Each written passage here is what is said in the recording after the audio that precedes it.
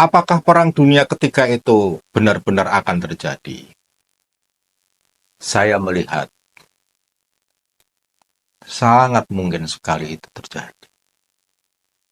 Bahkan lebih mungkin terjadi. Karena apa? Negara-negara yang mana sudah mampu menciptakan senjata nuklir itu sekarang sedang berseteru. Lalu, apakah Indonesia akan terseret dalam pertarungan Perang Dunia Ketiga? Saya melihat Indonesia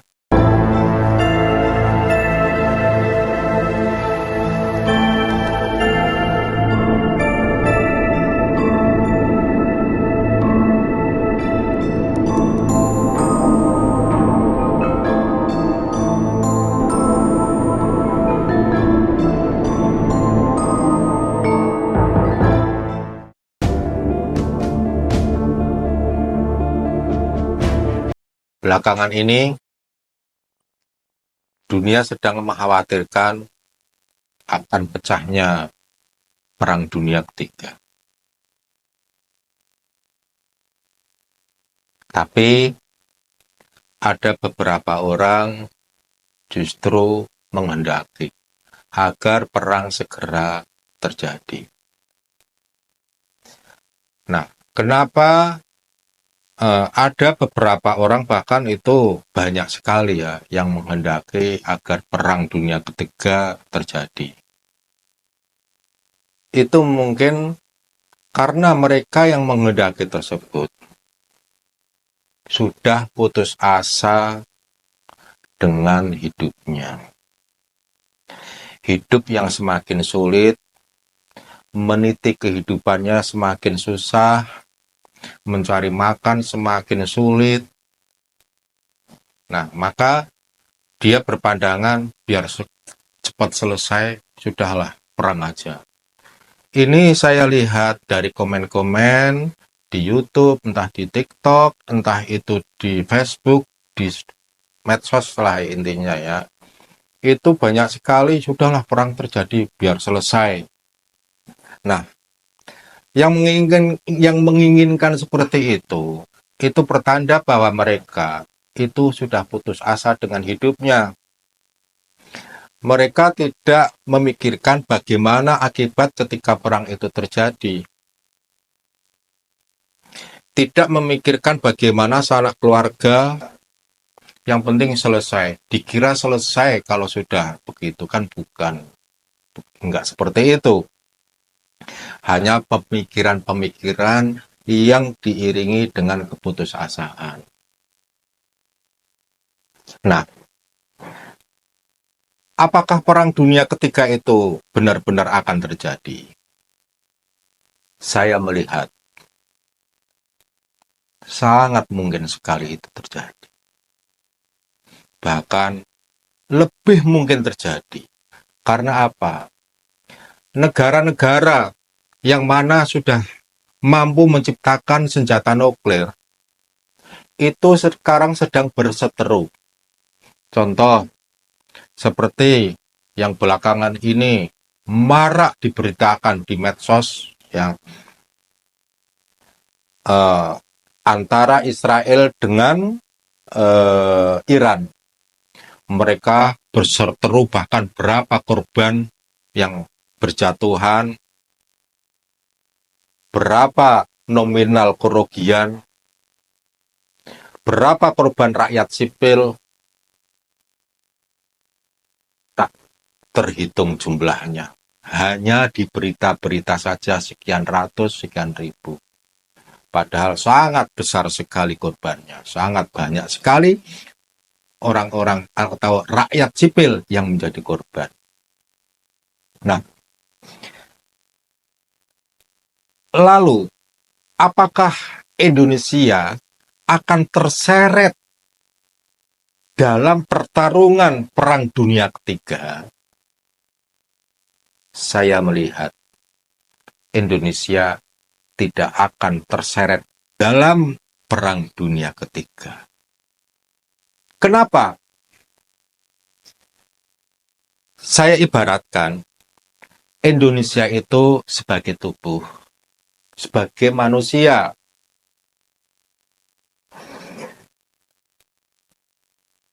Sebagai manusia, itu ada jiwa, ada ruh, dan ada raga. Jiwa dan raganya sekarang dalam keadaan sakit, sakit akut, sakit komplikasi.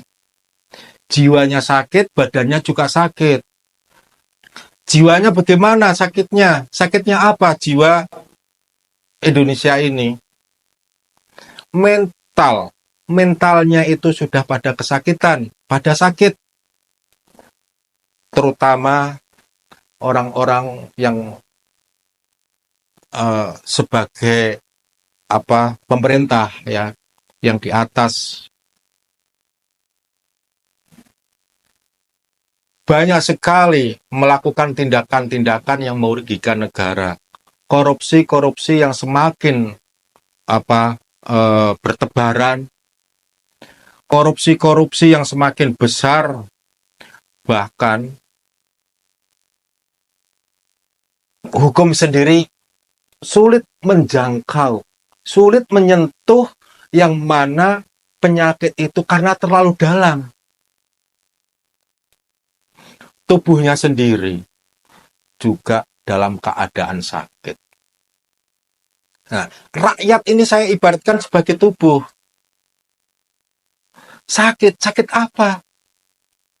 Kelaparan, kesulitan mencari kerja, kesulitan menyalurkan anaknya ke sekolah karena biaya yang tinggi. Sementara yang duduk di pemerintahan berpesta pora, membagi rezeki apa? Rezeki yang haram, rezeki yang didapatkan dari hasil korupsi, manipulasi, dan lain-lain sebagainya. Nah, bagaimana Indonesia akan terseret ke dalam medan pertempuran yang disebut Perang Dunia Ketiga, sedangkan tubuhnya dalam keadaan kesakitan, dalam keadaan sakit parah, komplikasi, berarti harus disembuhkan dulu. Lalu apakah setelah sembuh, itu nanti akan maju ke medan pertempuran? Saya melihat tidak. Indonesia tetap tidak maju ke medan pertempuran yang disebut tadi Perang Dunia Ketiga. Justru saya melihat nanti Indonesia itu akan menjadi pokok pemimpinan yang akan mendamaikan terjadinya Perang Dunia Ketiga. Justru Indonesia. Tapi Indonesia yang mana? Indonesia yang sudah berganti dengan Nusantara. Jadi, Nusantara nanti yang akan mendamaikan dunia ketika dunia berkecamuk, dunia berselisih, dunia bentrok, yang mana bentrokan yang disebut perang tadi, itu justru Nusantara yang akan menjadi tokoh utama dalam perdamaian.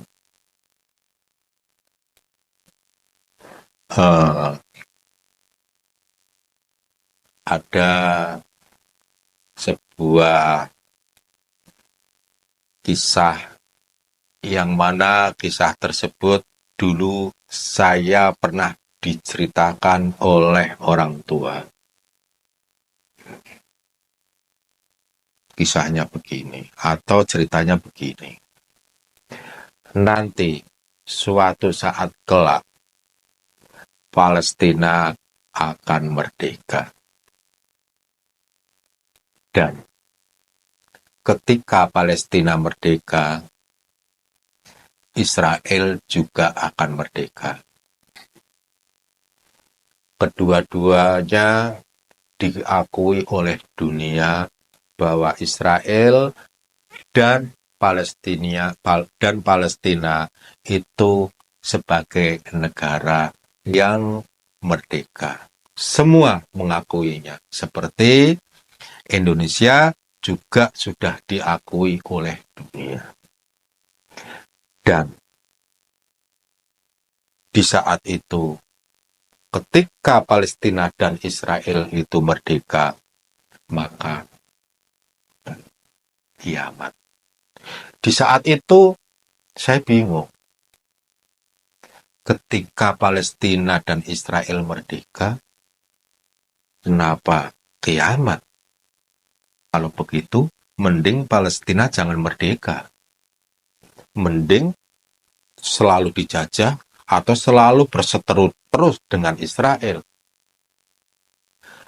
Nah, setelah bahasa kiamat itu saya pelajari, saya dalami, ternyata kiamat itu bukan hancurnya dunia, bukan leburnya dunia, tapi kebangkitannya dunia. Bangkit apanya? Terutama bangkit kesadarannya. Dari perseteruan antara umat Yahudi dan umat Islam atau Israel dengan Palestina, ya. Sebenarnya sih di Israel juga banyak orang-orang yang Islam.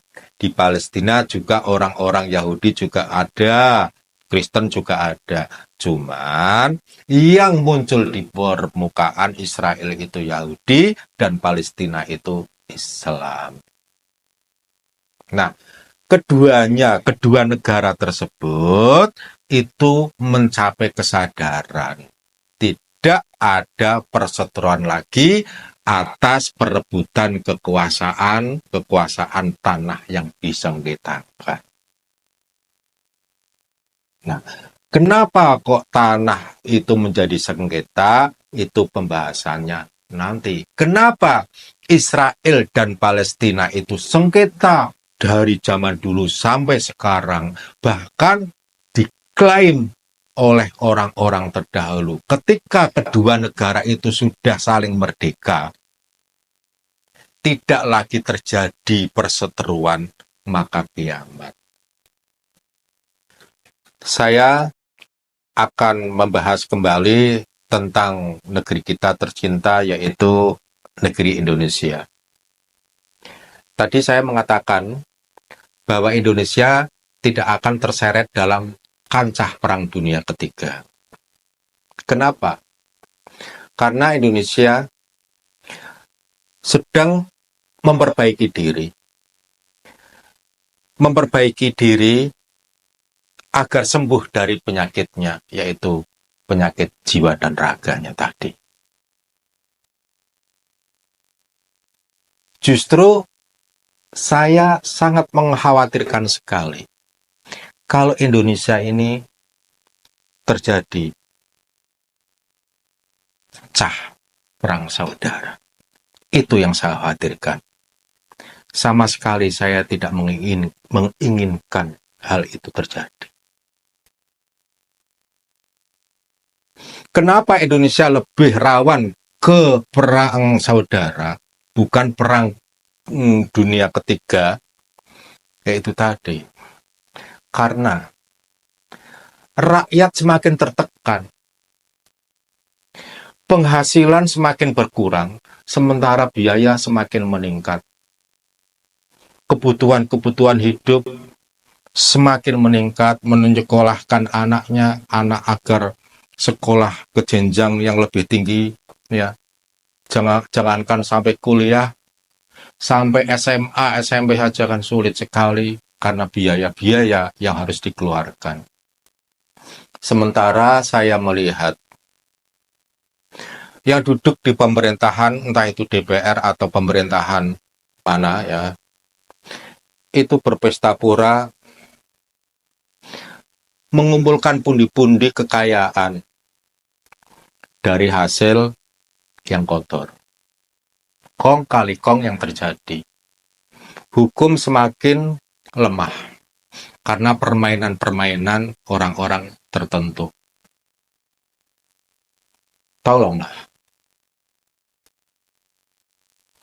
rawat kembali agar pemerintah bisa merawat rakyat agar pemerintah bisa memberikan kepercayaan pada rakyat, agar rakyat tidak jenuh dengan pemerintahannya sendiri, agar rakyat semakin percaya. Ketimpangan-ketimpangan sosial yang saya lihat semakin mencolok sekali. Nah, kenapa saya mengatakan Indonesia rawan sekali terjadi pecah perang saudara? Itu karena dilandasi dari, bisa juga dari perbedaan keyakinan, perbedaan pandangan, atau bisa juga rakyat berontak dengan pemerintahannya sendiri. Memberontak, ini bagaimana? Pemerintahan kita itu bagaimana? Nah, mungkin dan barangkali Presiden kita Prabowo saat ini yang sekarang sedang menjabat presiden bisa kembali membangkitkan semangat, membangkitkan kepercayaan untuk rakyat.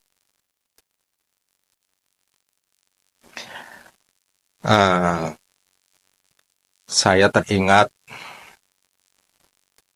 pada celoteh atau penyampaian saya waktu dulu di video sebelumnya tentang Megatrust, bahwa Megatrust akan terjadi, yang mana sudah banter diberitakan Pak di medsos, entah itu di BMKG, sudah banter.